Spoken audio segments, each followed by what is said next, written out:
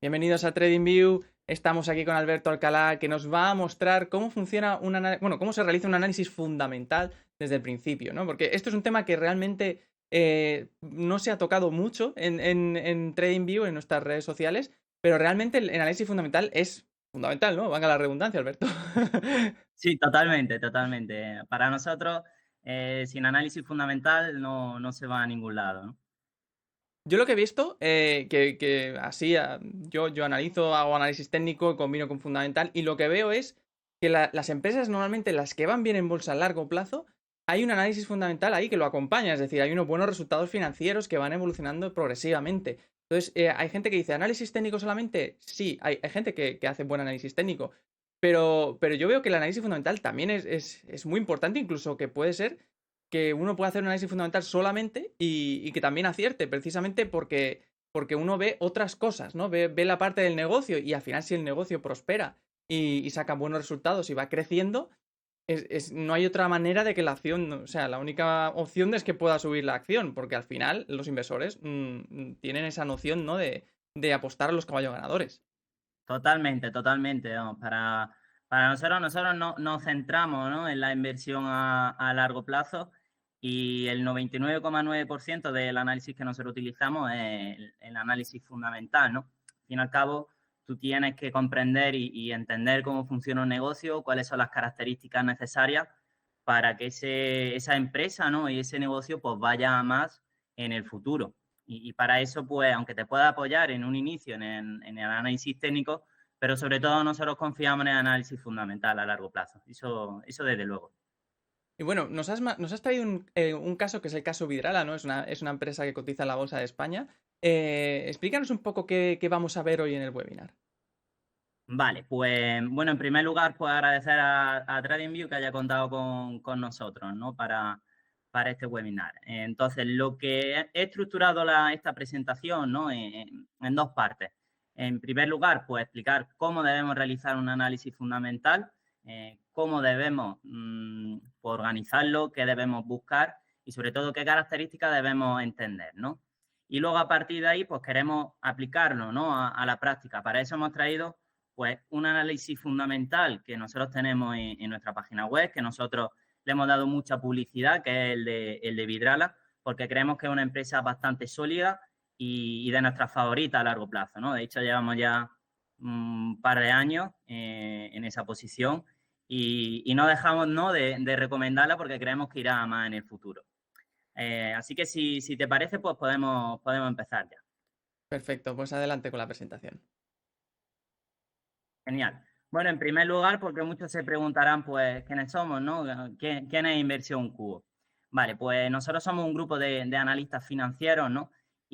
Bueno, pues tenemos una serie de servicios. En primer lugar, pues hacemos tesis de inversión para ayudar sobre todo a los inversores particulares, ¿no? Que muchas veces están un poco, entre comillas, perdidos, ¿no?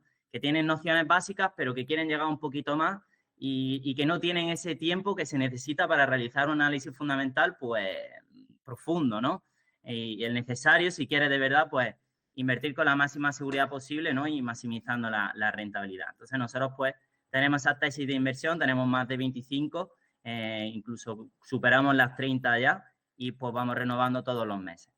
También tenemos un análisis que eso sí son gratuitos, ¿vale? Que sería pues como una breve descripción, un resumen, por así decirlo, de esas tesis, para que los inversores particulares pues también puedan hacerse una idea, ¿no?, de cada empresa.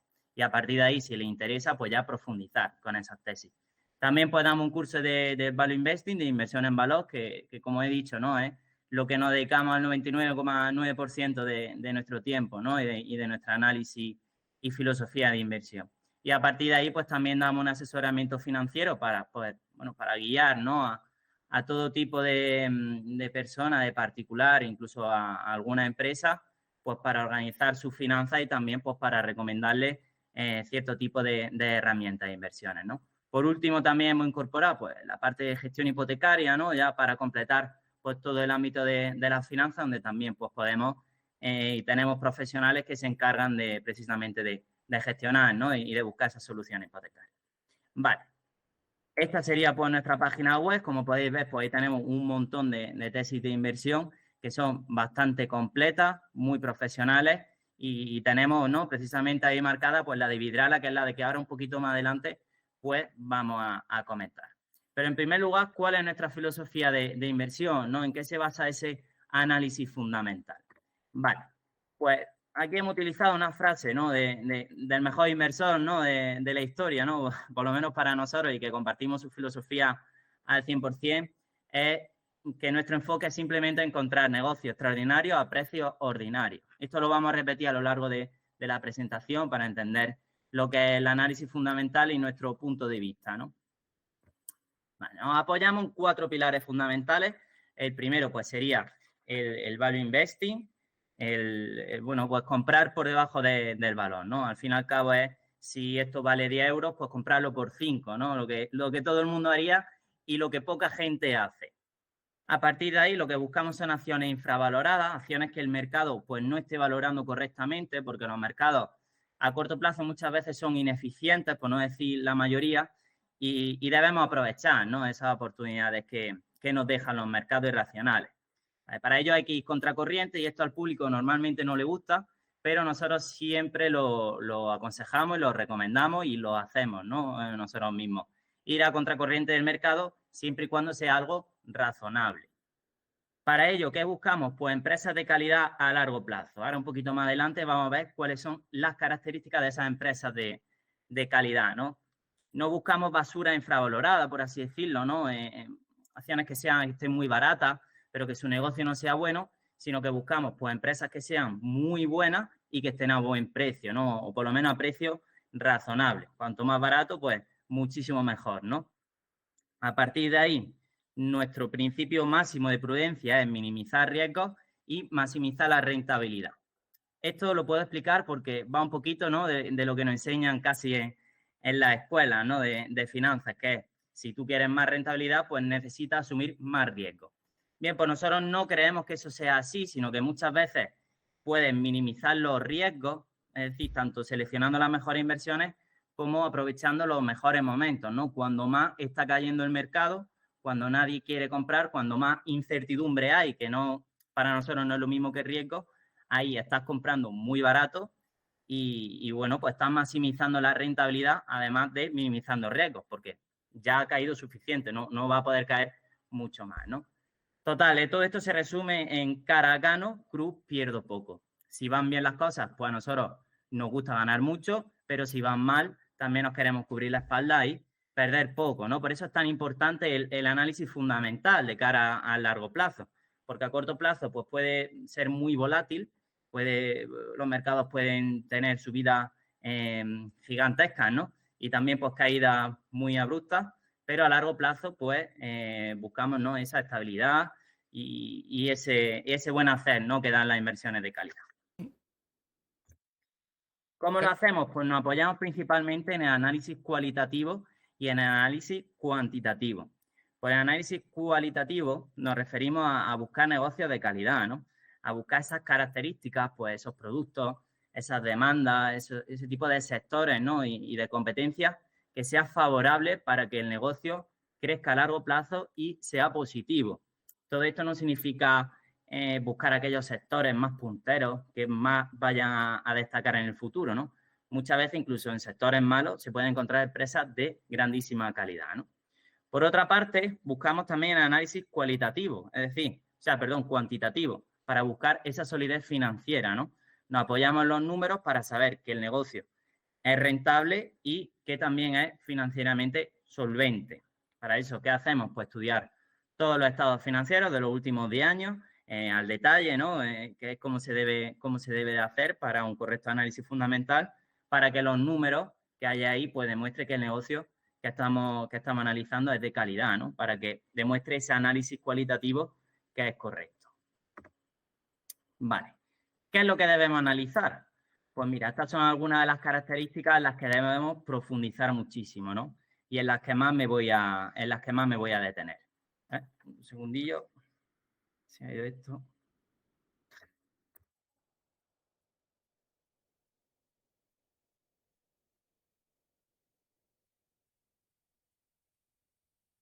segundillo porque se ha Se ha salido. Se ha salido. Bueno, lo que vemos aquí en análisis fundamental, que bueno, está muy bien en la parte esa de cualitativo y cuantitativo. Yo lo que veo es que a veces, y se han dado casos de que uno puede hacer un buen análisis en ambos apartados, y a pesar de todo eso, que el precio no haga lo que tiene que hacer, al menos en el momento en el que uno hace la inversión, ¿no?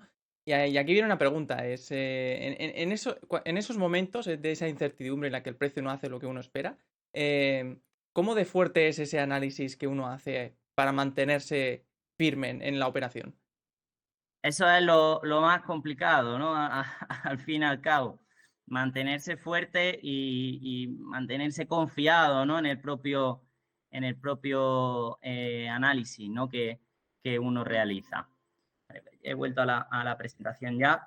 Es lo más complicado cuando parece que todo está en tu contra, cuando viene a tu cabeza, ¿no? Y a tus pensamientos de, oye, quizás me he equivocado, ¿por qué voy a llevar yo la razón si el resto del mercado está diciendo claramente que eso no es así?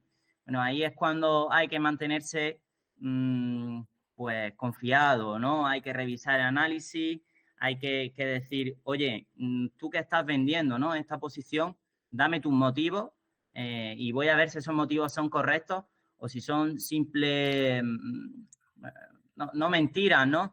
Pero ya sabemos cómo funciona el dinero, cómo funcionan las inversiones, que muchas veces nos gobierna más la cabeza y las emociones, pero nos gobiernan más las emociones que la cabeza, ¿no? Si simplemente son movimientos irracionales, ¿no? Porque, oye, tengo miedo, tengo pánico, por eso estoy viendo esta posición, pero no en realidad porque se haya deteriorado el negocio, ni porque porque esté yendo a peor. Incluso muchas veces bajan empresas con cifras que están creciendo y que con todos los ratios que están Eso es mejorando, o verdad. sea, lo cual A no diario lo tiene mucho vemos, sentido. sí, sí. Y en esos Totalmente, casos, ¿qué totalmente. hacemos? ¿Añadir más volumen?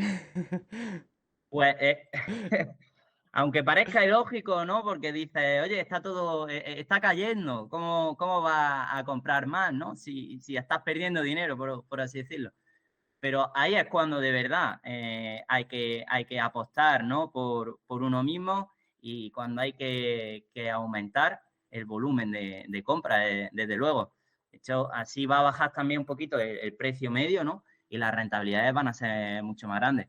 De hecho, nosotros, ya te digo que aunque seleccionamos todas las inversiones, ¿no? Que realizamos, todas las posiciones en función de este análisis y como te digo, pues invertimos en empresas que nosotros consideramos que son de alta calidad, pero son en los momentos más duros, ¿no? Pues, por ejemplo, con la pandemia, con la guerra de Ucrania o cuando ha venido lo peor de los tipos de interés, ¿no? Que los mercados han sufrido caídas pues muy grandes, cuando más rentabilidad hemos conseguido, desde luego, ¿no? Ahí lo que hay que hacer es ser valiente en vez de echarse para atrás, ¿no? Y que te deje el pánico, te controle el pánico. Ujú. Volvamos a la Vale. presentación entonces. Creo que nos quedamos por esta diapositiva, ¿no? Sí, sí, sí. Vale, pues vamos a comentar algunas de las características. Estas son solo algunas, las más representativas, ¿no? Luego podréis imaginar, ¿no? Que hay un montón de cosas detrás, de detalles, ¿no? Al fin y al cabo los detalles son los que hacen las grandes diferencias. Pero bueno, creo que con esto es suficiente, ¿no? Para explicar y que la gente pues se haga una idea, ¿no? De cómo se debe realizar un análisis fundamental. En primer lugar, hay que entender cuál es el producto que está ofreciendo la empresa. Eso es evidente, ¿no? Conocemos a muchos inversores, ¿no? Que directamente incluso se apoyan en el análisis fundamental, típico de muchos ratios, pero que luego le pregunta y dice, ¿pero qué hace esta empresa? No es capaz de explicártelo, ¿no? Eso para nosotros es un fallo fundamental porque, bueno, puede tener muy buenos ratios, puede tener, por ejemplo, un análisis técnico increíble, pero si el producto y el negocio no es bueno, ¿no? Y no lo sabe entender, ¿por qué está dentro de esa posición, ¿no? Entonces, habría que evaluar la diferenciación de ese producto, ¿no? Para nosotros buscamos siempre empresas que ofrezcan cierta diferenciación, porque si mi competidor está ofreciendo lo mismo que yo, ¿por qué me va a comprar a mí? Y no le va a comprar a él, ¿no? Esto es curioso porque el caso de Vidrala, que ahora vamos a comentar más adelante, ellos no ofrecen ese tipo de diferenciación de productos, ¿no? Son productos estándares, pero viene muy bien para también explicar otras formas, ¿no? de diferenciarse. Aquí, al fin y al cabo, lo que se busca es tener poder de fijación de precios. Si yo puedo fijar mis productos al precio que yo quiera, porque mi cliente lo está valorando, porque soy diferente a los demás, voy a partir con muchísima ventaja respecto al resto, ¿no? Voy a poder potenciar muchísimo los márgenes de rentabilidad que consigo y también voy a conseguir cierta estabilidad en mi negocio, ¿no? Esos son los mejores negocios, ¿no? Por así decirlo. También las perspectivas del producto y también de los precios, muy importantes. No es lo mismo un producto, un servicio que vaya al alza, ¿no? A uno que vaya a la baja, que esté en un ciclo de vida decreciente, a pesar de que hay ciertos segmentos que van para abajo, como podría ser, por ejemplo, el tabaco, ¿no? Y que hay empresas que se dedican al transporte de tabaco, como sería Logista, que están en su pleno apogeo, prácticamente. También la competencia de precios es muy importante. Si los diferentes competidores que hay están todo el día luchando por precios, como podemos ver que serían las cadenas de supermercados, ¿no? O otros muchos sectores, eso no viene nunca bien. En primer lugar, porque el cliente se acostumbra a esas continuas luchas por descuento y demás y no te va a comprar luego al precio normal. Y también porque está debilitando tu margen, ¿no? Tus márgenes y haciendo ver que no tiene un producto diferente, no tiene ninguna capacidad de fijar los precios, ¿no? Por otro lado, pues también estudiamos la demanda, ¿no? La calidad de la demanda. No es lo mismo tener una demanda fidelizada, una demanda con una alta lealtad, ¿no? de los consumidores, que tu demanda se vaya, ¿no? al mejor postor de precio, ¿no? Esto lo podemos ver, por ejemplo, en los seguros. Los seguros, todo el mundo le da prácticamente casi igual, ¿no? El servicio, que lo que buscan es el seguro más barato. Bueno, pues esos son sectores un poquito más complicados y donde hay que ser muy precisos en la empresa que elegimos. También la satisfacción de la clientela es muy importante. Un cliente satisfecho lo va a retener y esto es complicado porque hay que hablar con la empresa muchas veces para que te digan, ¿no? Y te cuenten cuál es la satisfacción de los clientes. Hay que hablar también con los mismos clientes y hay que hacer casi investigaciones, ¿no? con los proveedores para conocer esto a fondo. A partir de ahí, pues te puedes hacer una idea, ¿no? de cuáles van a ser las previsiones futuras. Y algo también muy importante que estudiamos de la demanda es la facilidad que tienen de cambiarse de proveedor, ¿no?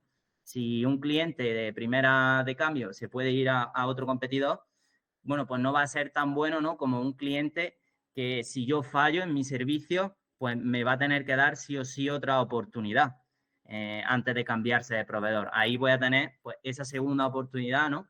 Para hacerlo mejor y volver a fidelizar a ese cliente. También analizamos el sector, la estructura del mercado, ¿no? La segmentación, la competencia, los productos sustitutivos, en fin. Aquí se analiza todo. El sector es muy complicado, ¿no? No lo puedes entender a la primera. Tienes que primero hacer un primer análisis y luego un segundo, ¿no? Para saber cuáles son todas las empresas que hay en el sector, cómo funciona esa cadena de valor hasta que al final llega al cliente final, dónde se inicia, cuáles son las partes más débiles, ¿no? de esa cadena. Y a partir de ahí, pues, estudiamos los competidores, ¿no?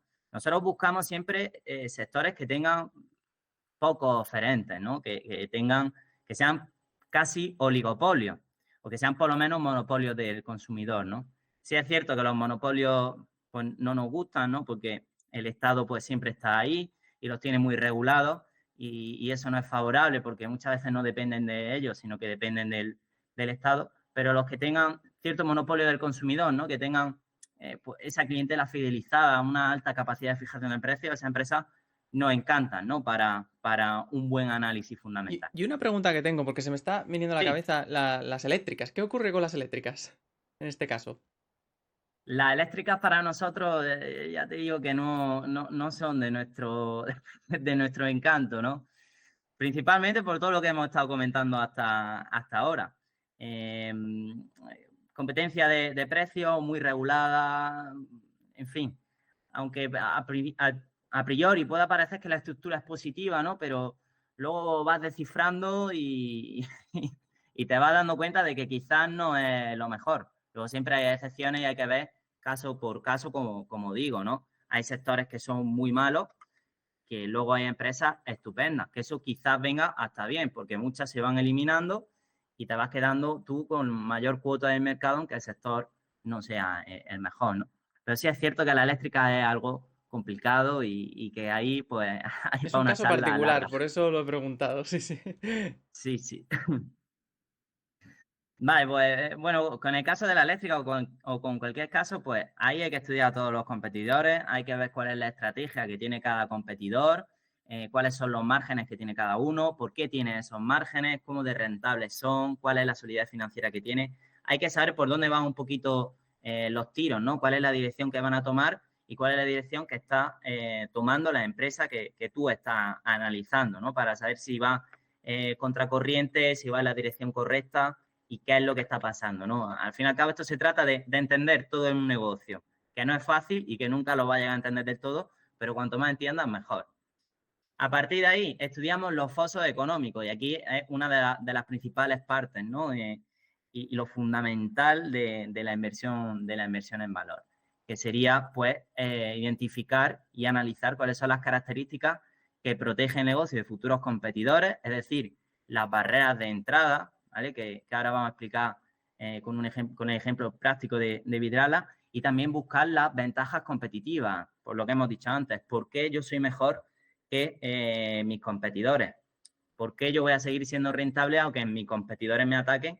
¿Y por qué? Si yo tengo mucha rentabilidad y soy un negocio de calidad, ¿por qué no va a venir otro y me va a copiar la idea, ¿no? Pues precisamente eso es lo que analizamos, lo que buscamos en los negocios en los que invertimos. Saber cuáles son esas características, si las tiene, porque muchos negocios no las tienen, ganan simplemente por tamaño y para nosotros eso no es suficiente, ¿no? Porque siempre puede llegar alguien más grande que tú y comerte.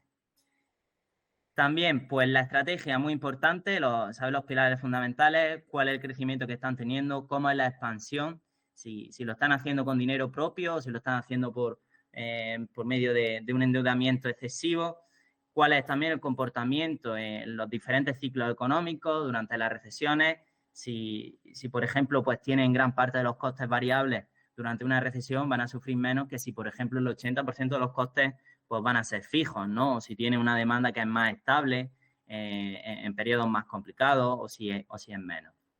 Vale, a partir de aquí ya podemos llegar a lo que es un poquito más de análisis fundamental, ¿no? Como se entiende, ¿no? De forma un poquito más pura, que sería pues examinar todos los dividendos, el activo, el pasivo, toda la cuenta de resultados, el flujo libre de caja, los márgenes, el ROE, etcétera, todos los ratios, ¿no? Y lo que son los números de las cuentas, pues pura y dura, ¿no? Eso nosotros lo llamamos más que análisis fundamental, que mucha gente lo denomina así, ¿no? Y casi que lo confunde. Sería más un análisis cuantitativo, que sería precisamente todo eso. También el equipo gestor es muy importante saberlo analizar y aquí es de las partes más complicadas porque tienes que evaluar cuál es su integridad y cuál es la dirección y los pensamientos que ellos tienen. Al fin y al cabo van a ser tus socios. Si tú inviertes en una empresa, los directivos del negocio van a marcar si triunfa o si fracasa, ¿no? También hay muchos directivos, ¿no? Entre comillas, piratas, ¿no? Que buscan nada más que su bienestar y ser lucrativos para ellos y no para los accionistas que son realmente los propietarios del Yo negocio. por poner un ejemplo, Alberto, bueno, yo me acuerdo que había una compañía, no voy a decir lo cual obviamente, pero una compañía que tenía su equipo directivo ganando millones de euros, mientras estaba en pérdidas constantemente, su acción había caído un 80, un 90%, y mientras los directivos estaban ganando 4 veces más que la competencia, ¿no? de ese sector, ¿no? Curiosamente, ahí un poco para incidir lo que comenta Alberto. Totalmente de acuerdo contigo y son demasiados los casos, demasiados. Incluso que tiene muchas veces paracaídas dorados, ¿no?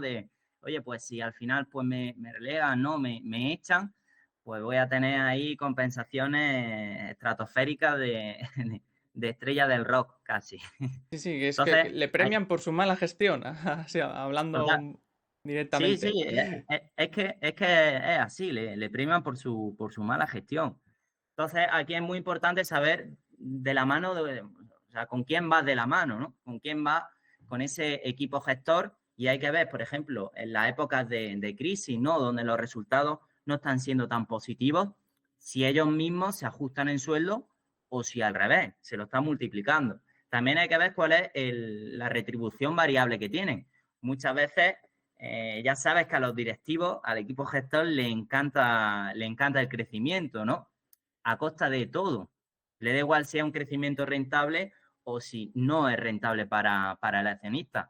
Para ellos tener más, adquirir otra empresa, otro negocio, es más poder y consecuentemente pues, es más dinero, ¿no? Más salario para ellos. Y una pregunta Claro. respecto a precisamente ese equipo directivo que lo veo comúnmente, hay una página web donde uno puede ver el volumen negociado, ¿no? De entre los directivos en algunas acciones. Y lo que veo es qué diferencia hay entre esos directivos que compran acciones en la propia compañía porque apuestan por ese negocio y los que no. ¿Qué opinas sobre eso, Alberto? Para nosotros eso es casi fundamental. Tiene que ser un negocio muy bueno para que nosotros invirtamos sin que el equipo gestor esté dentro. Es decir, que un directivo tenga acciones de la propia compañía, eso para nosotros nos da la vida, ¿no? Por así decirlo, porque está diciendo, oye, quien manda aquí está realmente comprometido con lo que hay, porque se está jugando su patrimonio y porque también confía en este proyecto, ¿no? Al revés sería de que si un directivo no tiene ninguna acción, ¿no? de la empresa, pues está diciendo, bueno, está ahí por estar, ¿no? Ni siquiera confía, ni siquiera apuesta su patrimonio y está ahí para que le llegue el sueldo y poco más, ¿no? Que luego, evidentemente, no es así, ¿no? No son así todos los directivos, pero es verdad que es una muestra clara de que uno confía y de que uno no confía en el negocio.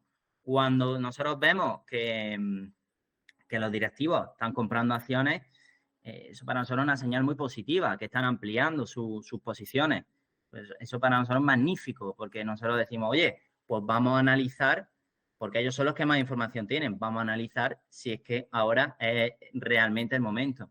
Cuando venden no es tan significativo porque pueden vender por muchísimas razones, ¿no? Pues pueden necesitar liquidez para otros proyectos, en fin, para un millón de cosas, ¿no? Pero cuando compran es muy indicativo, ¿no? de cómo está funcionando el negocio. Lo mismo pasa con los empleados también. Hay muchos empleados que están muy implicados en la propia empresa, que son el propio motor, al fin y al cabo. O sea, que un empleado que está implicado realmente y que tiene incluso, pues, también programas de retribución de naciones, como tienen muchas de las grandes empresas y demás, eso es maravilloso, maravilloso también. Y por último, pues consideramos pues las previsiones. Aquí es la parte más complicada, ¿no? Porque hacer previsiones ya sabemos que puede ir bien, puede ir mal o puede cambiar la cosa de aquí a mañana. Hoy estamos hablando de que todo puede ir bien y mañana pasa cualquier evento y todo va a ir mal, ¿no? Y las previsiones no valen para nada porque luego no se cumplen.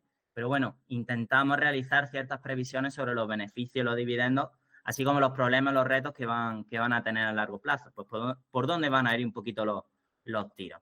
Una pregunta que Si se me ocurre. estudiamos y analizamos. Sí. Sí, justo en los dividendos, ¿qué opinas sobre cuando deciden reducir el dividendo por X, por motivos que sean? ¿Qué opinas cuando aumentan y reducen el dividendo? ¿Qué influye en cada cosa?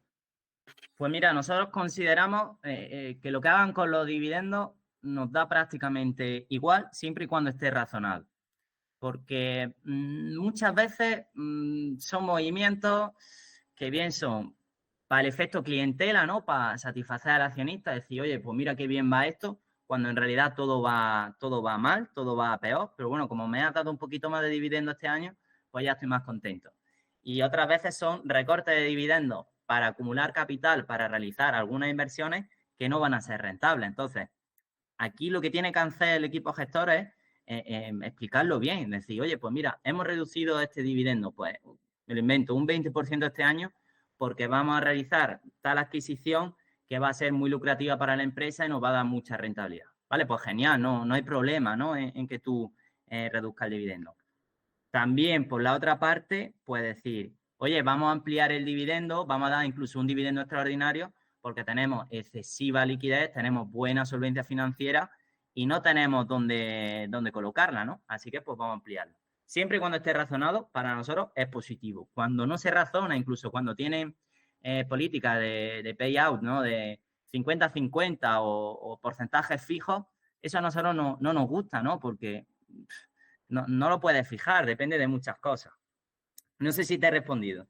Sí, sí, perfectamente. Y bueno, de hecho, ahora me viene a la cabeza algunas empresas que estaban cayendo en beneficios netos constantemente a punto de entrar en pérdidas y lo que hacían era subir el dividendo. Y digo, bueno, no tenía lógica eso, pero ahí está, ¿no, Alberto? Ninguna. A no ser que que el flujo de caja diga lo contrario, pero ni por esa. Lo que Bueno, hacen es luego hacer uso te de puedo más. asegurar que no pasaba nada bueno de los próximos trimestres. No me extraña, no me extraña. De hecho, creo que estamos pensando en algunas de las mismas empresas. Pero sí, eso no es positivo porque están haciendo mayor uso de la deuda, están, en fin, llevando el negocio, ¿no? A la ruina. Pero bueno, yo creo que con todo esto, ¿no? Puedes entender un poquito si la acción es de calidad y luego comparándola con el precio, que más adelante lo vamos a ver, pues podemos saber si está infravalorada, si merece la pena o si, vale, es un negocio magnífico, ¿no? Pero está totalmente sobrevalorado. También se dan en los mercados. Vale. También es muy importante saber de dónde podemos tener esta información, ¿no? Porque la teoría está muy bien, pero luego vamos a ir a la práctica. ¿Cómo podemos saber todas estas características que hemos hablado, que son muy buenas, ¿no? Para una empresa, para una acción, pero ¿cómo podemos saber si eso es cierto, si no es cierto? Vale. Pues tenemos muchas fuentes y al fin y al cabo lo importante es hacer como una mezcla, ¿no? Empaparse, ¿no? De todos los informes financieros. Nosotros estudiamos los informes financieros, los estados financieros de los 10 últimos ejercicios. Podemos saber los años que han ido bien, pues qué es lo que comentan, qué es lo que ha pasado, los años que han ido mal, pues también por qué han ido mal, los años de cambio, de transición, en fin, ahí te puedes hacer una idea de cómo ha funcionado el negocio, de cuáles son las claves para los próximos ejercicios, para los próximos años, y a partir de ahí ya te va haciendo una idea. Luego, ¿cómo se complementa eso? Sobre todo en relación al sector, a la competencia y demás. Pues con informes sectoriales también. Aquí hay que hacer una investigación, ¿no? Hay que ser casi un criminólogo, ¿no? De la policía, porque no es fácil encontrar toda esta información. Hay que dedicarle muchísimo tiempo. Nosotros por eso compartimos las tesis de inversión con los inversores particulares porque ellos son conscientes de que un individual, si tiene su trabajo y su familia además, por mucho que le dedique, no va a poder llegar, ¿no? A todo. No, no hay ese Entonces, tiempo. claro, el día tiene nada más que 24 horas. Creo que para todo el mundo. Habrá alguno que tenga casi 25 horas, pero sí, es muy complicado, ¿no? Llegar a toda esa información que tú necesitas. Y bueno, con informes sectoriales, navegando también por internet, hablando con expertos en la industria, también con clientes, como ya hemos dicho, con proveedores, también muchas veces tienes que hablar. Y publicaciones de algunas firmas de investigación también te pueden guiar un poco por dónde van los tiros, ¿no? Lo que pasa es que muchas veces son un poquito escuetas. Evidentemente, pues se reservan ellas la misma información y no la comparten, ¿no? A todo el público. Entonces nosotros siempre aconsejamos, esto es muy complicado, ¿no? Para un particular, pero hacer reuniones con la misma empresa, para hablar con el departamento de atención al accionista y, oye, mira, tengo unas preguntas y quiero que me la resolváis, quiero que me guiéis un poquito y me expliquéis. Muchas empresas te van a hacer caso, aunque creas que no, ¿no? Aunque sea cualquier persona, otras te van a decir bueno, que ni te van a contestar casi, pero ahí también puedes saber cuáles son las empresas buenas y cuáles son las empresas malas, porque todos los accionistas son propietarios de la empresa, o sea que a los propietarios pues hay que atenderles bien y si hay que tener charlas con ellos de una o de 2 horas para explicarles el negocio, pues hay que tenerlas porque nunca se sabe, ¿no? Y aquí hemos puesto también un pantallazo de la Comisión Nacional de Mercado de Valores, donde se pueden conseguir, ¿no? Pues todos los informes financieros y un montón más de información pública de la empresa. También, pues, en la misma web de la empresa, pues ahí puedes encontrar de todo, ¿no? De información respecto del producto, otros informes que hayan hecho y presentaciones para inversores, para analistas, de todo, ¿no? Aquí hay que ser un poquito investigador y saber de dónde tienes que ir consiguiendo, ¿no? Esa información. Que ya digo que no es una tarea fácil, pero bueno, yo invito a la gente a probarla. Vale, y ahora sí nos vamos a ir un poquito más, ¿no? A la práctica, porque la teoría está bien, la teoría es sólida, parece todo muy sensato, muy razonable, pero bueno, ¿cómo lo aplicamos, no? Por eso hemos traído aquí Vidrala, ¿no? Porque nos parece un caso un poquito particular, porque no tiene las características, muchas de las características que hemos comentado, pero para nosotros es una empresa de enorme calidad, ¿no? Y que a largo plazo, pues, podría dar grandes resultados. ¿Por qué? Bueno, en primer lugar vamos a explicar qué es lo que hace Vidrala, ¿no? Que mucha gente pues no la conocerá. Al fin y al cabo lo que hace Vidrala son los envases de vidrio. Envases de vidrio para todo tipo de productos del sector alimenticio y de la bebida, ¿no? Pues aceite y vinagre, cervezas, conservas, licores, vinos, zumos, en fin, lo que sea, ¿no? Todo lo que sea un envase de vidrio, pues ellos lo hacen. Evidentemente el consumidor final no sabe quién ha sido, si ha sido Vidrala o si ha sido otro competidor el que ha hecho ese envase de vidrio, ¿no? Aquí pues sería, ¿no? Las empresas, ¿no? Como por ejemplo pues Coca-Cola, tal y cual, las que negocian pues sus proveedores, como sería en este caso Vidrala. No es un producto, ya decimos que no es un producto diferenciado, ¿no? De esos que se tenga una capacidad para fijar los precios, como por ejemplo sería pues una marca de moda, ¿no? O Louis Vuitton mismo. Pone el precio que quiera y aquí Vidrala, si pone el precio que quiera, pues Coca-Cola se va a ir a otro competidor, ¿no? Que se lo deje más barato, porque el vidrio pues no deja de ser vidrio, ¿no? Ahora, nosotros creemos que el vidrio, ¿vale? Pues tiene unas características muy positivas, ¿no? A largo plazo, que la demanda va a ser creciente. En primer lugar, porque es el envase ecológico por naturaleza. El más responsable, ¿no? Con el medio ambiente, pues está claro que es el vidrio. ¿Por qué? Por el reciclaje que tiene, porque no pierde ninguna propiedad y prácticamente pues se puede reciclar al 100%, ¿no? Además también el vidrio reciclado facilita el ahorro de costes, porque es menos costoso que un vidrio nuevo, ¿no? También el vidrio aporta un valor añadido al cliente final, porque siempre da pues, una imagen, ¿no? de buen gusto y elegancia. También es garantía de calidad y fiabilidad y también pues, se puede fabricar en muchísimas formas, ¿no? Y en muchísimos colores, que también da a las empresas, ¿no? Del sector agroalimentario capacidad para distinguirse y diferenciarse del resto. ¿Cuál es la desventaja del vidrio? Lo que hemos comentado, ¿no? Que no hay diferenciación. Hay cierta diferenciación en el sector del vidrio deluxe, ¿no? Que serían así unos envases pues más perfeccionistas, más diferentes, ¿no? Pero no sería a gran escala, que es el negocio al que Vidrala se dedica. Entonces, ¿cómo puedes ser tú bueno en un negocio que no está diferenciado? Pues buscando la competitividad en costes, siendo el low cost, ¿no? Si tú eres el más barato, tú puedes vender el mayor número de productos que tu capacidad de fabricación dé, pues por un menor precio que el resto. Que vienen luchas de precios, pues te da igual, ¿no? Porque tú siempre lo vas a poder poner más barato que el resto y seguir siendo rentable. Y casualmente, pues Vidrala son los más, los más competitivos en costes de todo el sector. También aquí queremos comentar que, bueno, en 2022 ha sido un periodo muy complicado, ¿no? Por la inflación de los costes energéticos, ¿no? Que se dispararon también en 2021.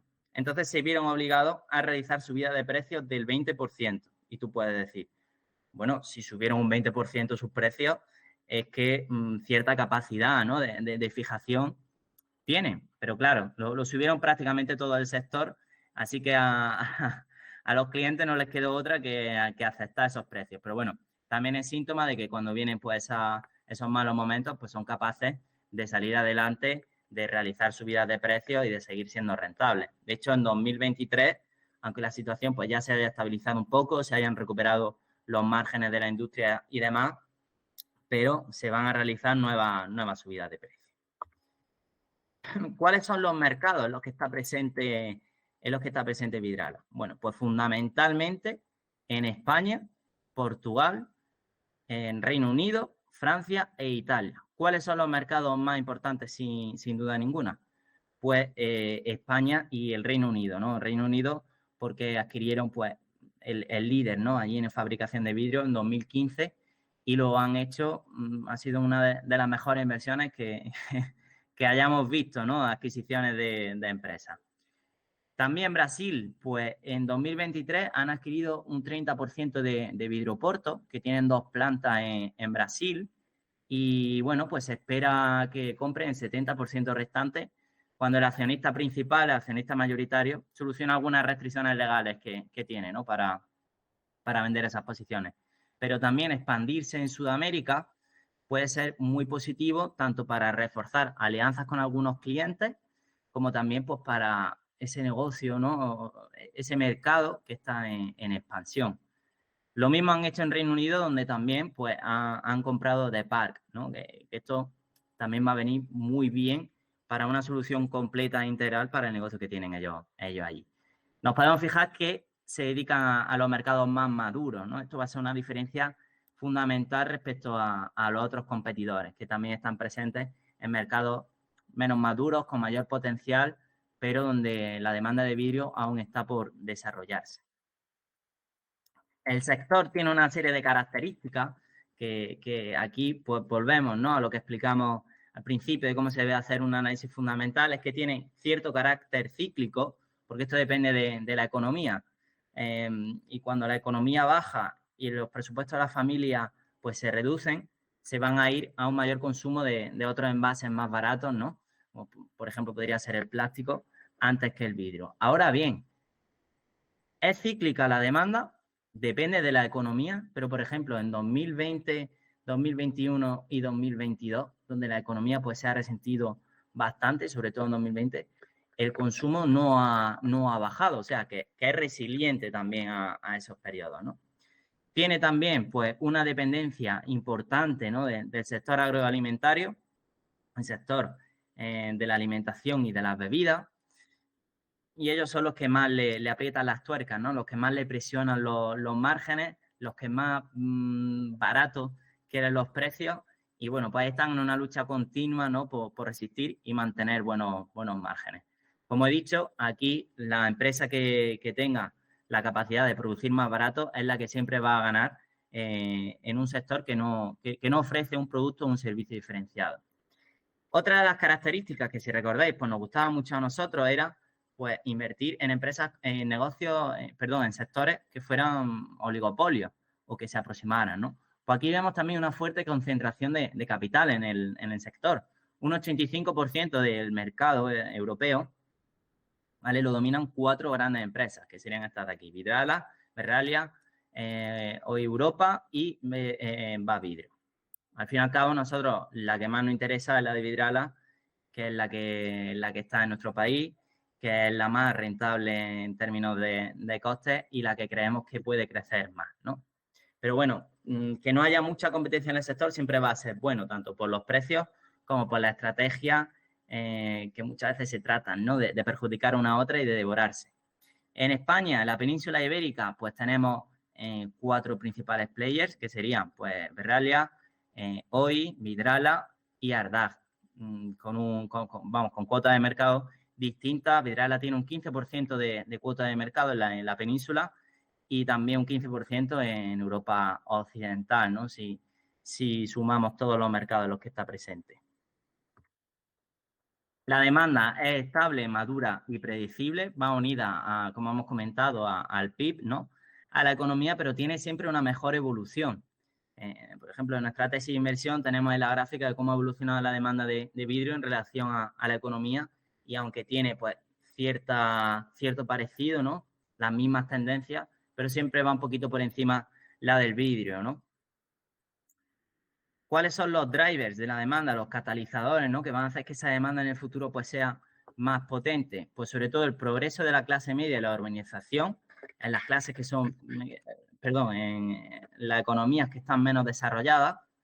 También que el envase más sostenible y seguro. El 80% de la población española cree que el envase que mejor protege los alimentos pues es el vidrio, ¿no? Y 3 de cada 5 personas, según las encuestas nacionales, ¿no? Pues consideran que tienen en cuenta el respeto al medio ambiente a la hora de la compra.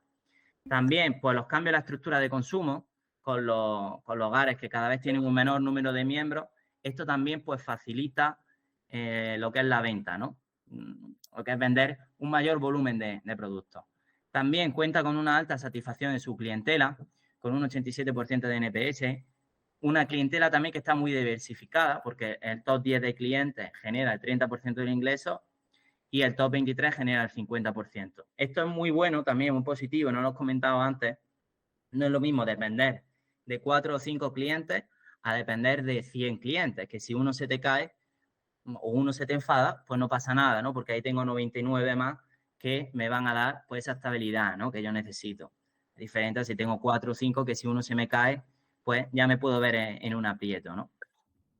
Vale, las barreras de entrada pues serían, como hemos comentado, es fundamental en todo negocio y serían, en el caso de Vidrala, pues 3, ¿no? Las economías de escala, por eso también tiene el sector tanta concentración de capital, porque se necesita mínimo 3 años para ser eficiente y un volumen de producción muy alto para que tú consigas rentabilidad. Son productos diferenciados de márgenes muy pequeñitos, entonces tú necesitas vender mucho para ser eficiente, ¿no? También se necesita una tecnología que es desarrollada, ¿no? Con el know-how y que esto en Vidrala pues se le da muy bien para conseguir ser eficientes, para conseguir ser rentables y también pues para dar salida a la producción que tú necesitas, ¿no? Esto pues va pegado, ¿no? Unido, ¿no? Con la intensidad de capital que necesita el sector. Necesita una fuerte inversión, ¿no? Para ello. Y también es muy importante la ubicación estratégica de las plantas de producción, porque el vidrio es un producto que necesita un transporte que es bastante caro. Entonces, no es lo mismo si tú estás cerca del consumidor, si tú estás próximo a si tienes la planta pues muy alejada, ¿no? Se considera que en un ratio de 300 kilómetros hay muchas más ventas que, por ejemplo, en un ratio de 800. Sí es cierto que el ratio se está ampliando y que está pasando de 300 kilómetros a 500 kilómetros, ¿no? Pero cuanto más cerca estás del consumidor en este negocio, va a ser bastante mejor, ¿no? De hecho, aquí delante lo vamos a ver, me salto esta diapositiva para comentar, ¿no? La localización de las plantas de Vidrala. Aquí vemos que tiene 3 en España, 2 en Portugal, también tiene una en Francia y luego 2 en el Reino Unido, ¿vale? Esto era antes de las adquisiciones que hemos comentado de 2023, ¿vale? Podemos ver que están muy bien localizadas para dar cobertura en un ratio de 500 kilómetros a prácticamente todos los sitios, ¿no? Todo su mercado, ¿vale? Desde Italia pues llega a Francia, también llega desde España y todo el territorio de la península, que es su principal mercado, lo tiene más que cubierto, ¿no? Volvemos a las ventajas competitivas que hemos dicho, pues la ubicación, ya lo hemos visto, Vidrala está muy bien posicionado, mejor que el resto de la competencia y eso lo hace pues más competitivo, ¿no? En este aspecto. El liderazgo en costes en un producto indiferenciado, esto es fundamental, esta es su principal ventaja competitiva. De hecho, aquí tenemos los márgenes EBIT de cada uno, ¿vale? Vidrala tiene un margen EBIT del 16%, hoy tiene 3,7%, BA Vidrio tiene un 11% y Verralia tiene un 4%. O sea, hay grandes diferencias, ¿no? ¿Por qué tiene este liderazgo en costes Vidrala? Principalmente porque tiene plantas de producción más grandes, 250.000 toneladas al año, frente a 180 que tiene la media del sector, y también porque está enfocado en los países del sur, que tienen también pues salarios más bajos, ¿no? Que por ejemplo, la economía más desarrollada del norte de Europa. Entonces, esto le permite pues tener costes mucho más ajustados, también una tecnología mucho más eficiente y ese know-how, ¿no? que hemos comentado. Otra de las ventajas competitivas que nos encanta de Vidrala es la capacidad para hacer adquisiciones positivas. No es lo mismo un equipo gestor que está pensando nada más que en crecer, en adquirir nuevas empresas, sin importar si van a ser buenas o malas inversiones, y aquí Vidrala lo tiene muy claro. Quiero crecer, pero quiero crecer de forma rentable, y además son muy buenos en realizar adquisiciones, pues poniendo el foco en lo que ellos quieren, comprando muy barato, plantas de producción que no son a priori rentables, por eso lo compran tan barato, y luego ellos realizando pues sus innovaciones, poniendo su tecnología, realizando todos los ajustes, ¿no? Para convertir en esas plantas pues en rentables. Vale, la estrategia que tiene Vidrala, ¿no? Pues sería pues esa excelencia operativa, ¿no? Controlar los costes, crear valor, centrado en el retorno de las inversiones, ¿no? Y en un servicio adecuado a coste competitivo, siempre enfocado en el coste, como vamos a ver más adelante. La expansión, como hemos dicho, por medio de adquisiciones y también por medio de crecimiento orgánico, aunque cada vez más complicado, ¿no? Sobre todo pues da grandes saltos de volumen. Y en 2023, pues lo que hemos comentado, ¿no? La nueva instalación en Reino Unido de The Park y el 30% en Vidroporto, en Brasil. Vale, nos vamos ya a las cifras y aquí hay que tener, pues, un ojo de lince, ¿no? Hay que ser muy precavido y hay que tenerlo muy claro porque muchas veces los contables y los equipos gestores son expertos, ¿no? En maquillar esas cuentas y hay que entender cómo ha ido el año, comparar los diferentes estados financieros para saber esto. Por ejemplo, en relación a la solidez financiera, podemos ver que Vidrala sería muy sólida financieramente, ¿vale? Tiene un 43% de endeudamiento. Cada vez ese endeudamiento pues va mejorando, ¿no? Y se va reduciendo. Tiene una solvencia de 1,6, aunque tiene un test de acidez un poquito más reducido, ¿no? Pero bueno, sigue siendo positivo y sigue siendo saludable. Un ratio de EBIT intereses de 53 y una deuda neta EBITDA de 0,6, ¿vale? Aunque esto se puede incrementar un poquito, sobre todo tras las adquisiciones que han realizado en el 2023. Pero podemos ver que además de que el negocio es bueno y es positivo, pues es sólido financieramente. Ahora tenemos que ver si las cifras pues demuestran, ¿no? lo que hemos estado comentando hasta ahora. Y podemos ver que es cierto, ¿no? Es positivo. Cada año van creciendo más y las cifras van mejorando. Sobre todo, si nos fijamos en los ingresos, podemos ver un gran salto, ¿no? A partir de 2015, que fue cuando se expandieron al Reino Unido, ¿no? A partir de ahí han ido creciendo hasta la fuerte subida de 2022, ¿no? Porque aumentaron los precios un 20%, como hemos comentado antes. El resto de cifras, pues le siguen más o menos al unísono, ¿no? Sobre todo el beneficio neto, ¿no? También, y el flujo libre de caja. Por destacar algo, el flujo libre de caja en 2022, pues, que es negativo. ¿Por qué? Bueno, pues por los ajustes, ¿no? Del working capital y también por el ciclo de CAPEX, que bueno, como todos sabemos, este negocio pues es muy, necesita una intensidad de capital muy grande, necesita pues plantas de producción pues muy potentes y también esos hornos de fundición hay que ir pues renovándolos, ¿no? Cada X años y pues le ha tocado un año de fuertes inversiones, ¿no? Para Vidrala. Por tanto, tiene un flujo de caja negativo que a nosotros no nos preocupa porque posiblemente pues este mismo ejercicio ya lo recuperen y la tendencia que han tenido ha sido más que positiva en el pasado, ¿no?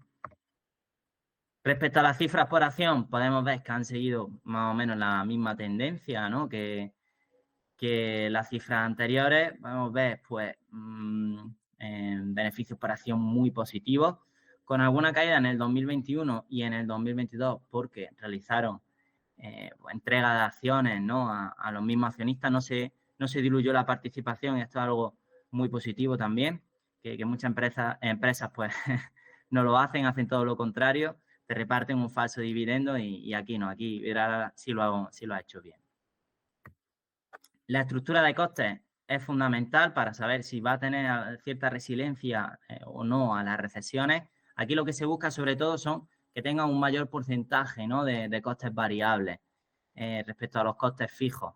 Por ejemplo, los costes energéticos aquí suponen un 30% de los costes operativos, por lo que los márgenes, como vamos a ver ahora más adelante, en 2021 pues han sufrido bastante. Pero podemos ver que están siempre concentrados en el ahorro de costes, porque, por ejemplo, en el primer semestre de 2022, ¿no? Donde la inflación era altísima, los precios energéticos estaban disparadísimos, pues tuvieron que cambiar al diésel, centrado en ahorrar un poquito de costes. Son como hormigas, ¿no? Pasito a pasito van trabajando a ver cómo pueden reducir esos márgenes. También tienen capacidad para mantener los costes bajos por la fuerte economía de escala, y aquí tiene una estructura de costes un pelín rígida, pero que para lo que es su negocio, ¿no? Bueno, que pues sigue siendo bastante positiva, 50% fijo, 50% variable. Y aquí lo que hemos comentado antes, ¿no? De la escala de plantas media del sector, que es lo que le permite a ellos ser más rentables que el resto y tener mejores márgenes. De hecho, aquí podemos ver pues, que tienen márgenes netos, aquí en azul, muy positivos y crecientes, hasta el 2021 y el 2022, donde han tenido buenos resultados, pero donde evidentemente se han visto perjudicados, ¿no? Por la situación energética. Vale, también el ROA y el ROE, la rentabilidad sobre el activo y la rentabilidad sobre el patrimonio neto, nos va a dar muchas pistas también sobre si el equipo gestor realiza buenas adquisiciones, hace un buen uso, ¿no? de ese dinero que no se distribuye a los accionistas para realizar nuevas inversiones que sean rentables para ellos. Podemos ver que han tenido pues, un ROE muy creciente y también un ROA pues, bastante positivo, ¿no? Aunque aquí en 2015 sufrió bastante por las adquisiciones, ¿no? Y la expansión al Reino Unido. En 2021-2022 se ven perjudicados principalmente por lo que hemos comentado, ¿no? Por esa caída de rentabilidad que tuvieron debido a la situación energética. Pero no es para nada preocupante y son muy buenos datos teniendo en cuenta el carácter de negocio. El equipo gestor que hemos comentado y ya pues prácticamente terminamos, ¿no? Carlos del Claux, pues el presidente, es una compañía familiar. Esto también siempre es positivo porque se juega el patrimonio de la familia, patrimonio también de la descendencia, entonces va a tener un equipo gestor siempre mucho más comprometido, ¿no? Que si no tiene nada que ver con el negocio. De hecho, el presidente cuenta con el 7,5% de las acciones, ¿no? Y incluso hay varios familiares metidos ya en el equipo gestor y que están dando, pues bueno, están demostrando, ¿no? Su buen hacer. El consejo de administración, muy importante también analizarlo, como hemos dicho antes, tanto los directivos como el consejo de administración, ¿vale? Que son dos partes ahí un poquito diferenciadas. 9 de los consejeros tienen acciones, esto lo hemos dicho antes, cuanto más consejeros tengan acciones y cuanto más porcentaje tengan, muchísimo más encima del negocio van a estar, ¿no? Y si además también los directivos tienen acciones, pues muchísimo mejor, ¿no? Y aquí también estudiar y analizar los sistemas de retribución es muy positivo, porque también te va a decir si están alineados con los accionistas o no. Hemos visto muchos equipos gestores, de hecho hemos salido de algunas empresas que consideramos que eran de alta calidad, porque no nos fiamos del equipo gestor por el sistema de retribuciones, porque estaban enfocados y tenían plus si crecían, daba igual de si mejoraban los resultados o si no los mejoraban, ¿no? Y bueno, pues esto ha sido todo y espero que Vidrala os haya gustado. Os invito también a la página web para echarle un ojo al análisis de Vidrala y a las tesis de inversión que tenemos ahí, tanto de Vidrala como de otras empresas. Y nada, también os invito a seguirnos en las redes sociales y, por supuesto, aquí nos tenéis para lo que haga falta. Bueno, yo aquí precisamente soy un cliente que bebe agua en vidrio, o sea que entiendo perfectamente el tema de apostar en vidrio. Bueno, yo personalmente lo tomo por salud, porque el vidrio no es mucho mejor que el plástico a nivel de no deja residuos, ¿no? Pero bueno, esto no es Sí, ningún sí. consejo de inversión. No, pero es cierto. O sea, al fin y al cabo es lo que va a potenciar la demanda. Cada vez la población es más consciente, ¿no? De las ventajas que tiene el vidrio y de las desventajas que tiene su principal sustitutivo, que sería el plástico. Así que por ahí pues vamos ganando también más demanda, ¿no? Más clientes. Justamente, justamente. Bueno, la verdad es que ha sido muy, muy interesante ver el caso Vidrala, ver cómo se analiza una empresa, ver todos los beneficios y la competencia, ver cómo se estructura todo ese análisis. creo que nunca se ha hecho, bueno, no se ha hecho nunca nada parecido aquí en TradingView, lo cual te agradecemos mucho aquí que hayas participado en este webinar, Alberto. Gracias a vosotros. Y bueno, ahí tienen la página inversioncubo.com por si quieren ver esos análisis, esa información y ese análisis fundamental tan estupendo que hace Alberto y su equipo.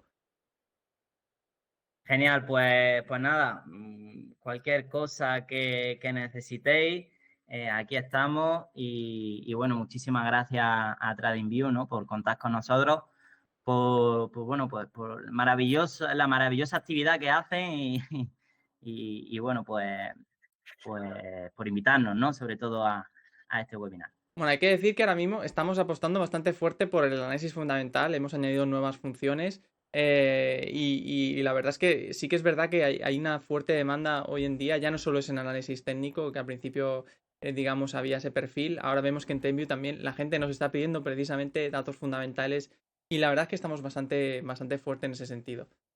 O sea que bueno, gracias a todos por visitar este webinar, recuerden que pueden seguirnos en nuestro canal de YouTube y que tengan un buen día.